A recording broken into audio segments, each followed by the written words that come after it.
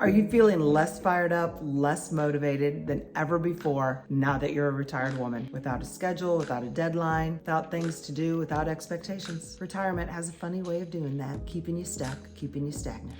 Hi, I'm Amy Freeze and I'm the founder of The Empty Nexter. And I get it. Once myself, a very self-motivated gal who was getting things done. Deadlines, projects came pretty easy, not overwhelmed all that often. And once retirement hit, I was like, well, now what am I gonna do? I don't know if I even wanna do anything. But guess what? I knew that was a lie. I knew that wasn't the truth. And I bet it isn't for you too. So with this new year and your new season, is it time to get back to the woman who was motivated, energized, and inspired?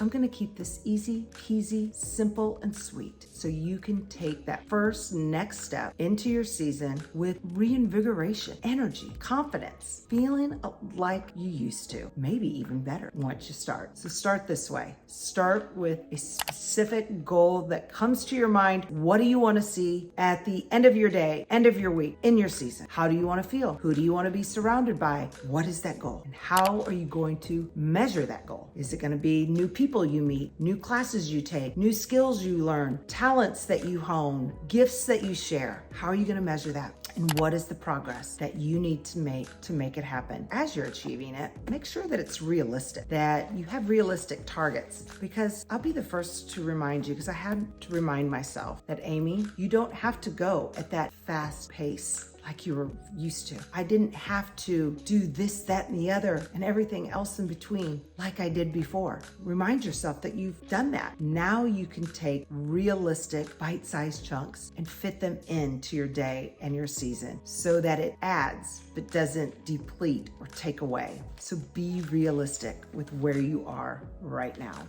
And then make sure that your goals are relevant, that they align with your values, with your beliefs, that you're not just doing things because other people are doing them. Make sure they align with who you are, what you desire, what reflects you from the inside out. Being relevant to you is of utmost importance. So make sure that you hold tight to that relevance when making and pursuing your goal. And then give yourself a deadline. We are creatures of deadlines and schedules. So give yourself a deadline on how long am I going to give myself to really pursue this goal. And that deadline is different for everyone. Depending on your goal and the size of it, if it's small, the deadline can be shorter. This is not a race. This is your own pace. And it's not a hamster wheel running time. Get into your flow where it feels comfortable. And then once you hit that deadline, make sure you celebrate it. Oftentimes we hit deadlines, achieve goals, and we just move on to the next. You know what? Stop and give yourself a pat on the back. Give yourself a pat on the back just for listening to this and even being concerned about wanting to get motivated again and be fulfilled, be inspired, have daily purpose. Do this for yourself. You deserve it. And this is your season to